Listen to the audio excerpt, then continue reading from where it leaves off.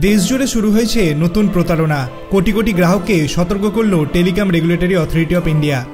ভারতে ফোন কলের মাধ্যমে প্রতারণা বাড়ছে, আর সেই কারণেই দেশবাসীকে বিশেষভাবে সতর্ক করল telecom regulatory authority of India বা ট্রাই। সংস্থাটি বলছে, ফোন করে ট্রাই বা অন্য কোনো বিভাগের কর্মচারী বলে পরিচয় দেওয়া হচ্ছে। এই কলগুলি বিলিং সমস্যার সমাধান, কেওয়াইসি আপডেট করানো বা মোবাইল পরিষেবা সংযোগ বিচ্ছিন্ন করে দেওয়ার হুমকি দেওয়া হচ্ছে।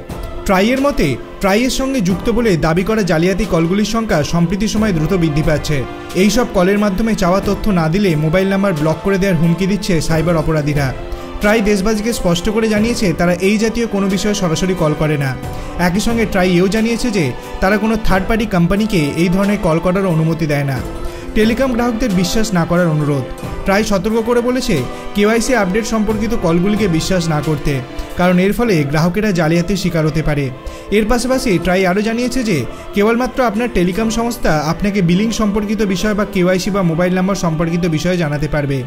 প্রতারণা বা জালিয়াতি থেকে নিজেকে কিভাবে নিরাপদে রাখবেন? প্রথমত, এমন কোনো বিনামী কলে বিশ্বাস করবেন না যেখানে কলার নিজেকে ট্রাই বা অন্য কোনো সরকারি বিভাগের কর্মচারী হিসেবে দাবি করছেন।